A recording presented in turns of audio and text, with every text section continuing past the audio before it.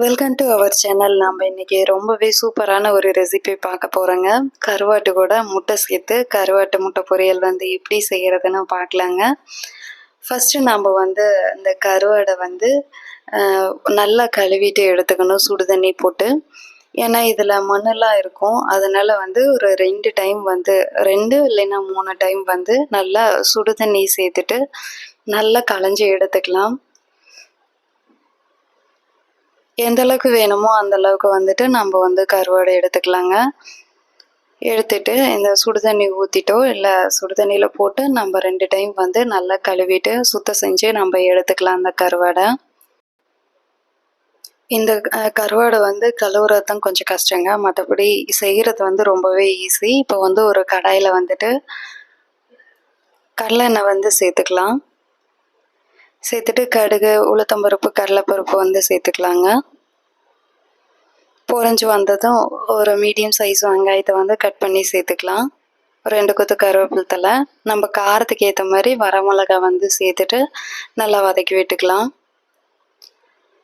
வெங்காயம் நல்லா வதங்கி வந்ததும் தக்காளி பொடியாக கட் பண்ணி சேர்த்துக்கலாங்க. தக்காளி ஆப்ஷன் தான், வேணா சேர்த்துக்கலாம் இல்லைன்னா விட்டுடலாம்.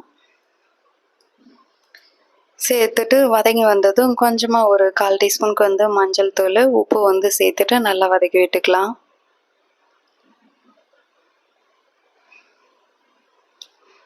நல்லா வதங்கி வந்ததுக்கு அப்புறமா நம்ம சுத்தம் செஞ்சு எடுத்து வச்சிருந்த கருவாட்டை சேர்த்துக்கலாங்க.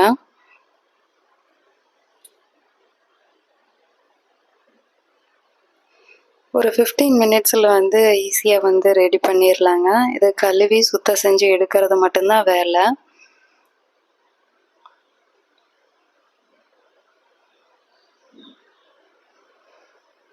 இந்த எண்ணெயிலே ஒரு 5 நிமிஷம் ஒரு 2 செகண்டு நல்லா வதக்கி விட்டுட்டு இந்த கருவாடு வேகிற அளவுக்கு கொஞ்சமாக தண்ணி சேர்த்துக்கிட்டோம்னாவே போதுங்க. சீக்கிரமாக கருவாடு வெந்து வந்துடும். மூடி போட்டு வேக விட்டுக்கலாம்.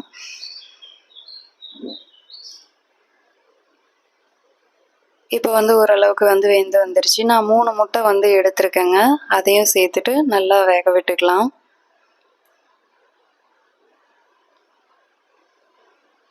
இது ஒரு 5 நிமிஷம் நல்லா வதக்கி விட்டுக்கலாங்க. இந்த முட்டையெல்லாம் முட்டை கருவாடு எல்லாம் கலந்து நல்லா வெந்து வரணும். உப்பு பத்தலைன்னா உப்பு சேர்த்துக்கலாங்க. சூப்பரான ஒரு ரெசிபி ரெடி ஆயிடுச்சு. முட்டை கருவாட்டு பொரியல். கடைசியாக கொத்தமல்லி இலை சேர்த்துக்கலாங்க. ஒரு டைம் ட்ரை பண்ணி பார்த்துட்டு எப்படி இருக்குதுன்னு எனக்கு கமெண்ட் பண்ணுங்கள். இப்போ தான் நம்ம சேனலை ஃபர்ஸ்ட் டைம் பார்க்குறீங்கன்னா மித்துஸ் ஆரோக்கிய சமையலை லைக் பண்ணுங்கள், ஷேர் பண்ணுங்கள், சப்ஸ்கிரைப் பண்ணுங்கள். கூடவே பெல் ஐக்கானை ஆல்னு கொடுத்துட்டு கிளிக் பண்ணுங்கள். அப்போ தான் நான் போடுற எல்லா வீடியோஸும் உடனே உங்களுக்கு அப்டேட் ஆகும். ஹெல்த்தியாக சாப்பிடுங்க, ஹாப்பியாக இருங்க. தேங்க்ஸ் ஃபார் வாட்சிங்.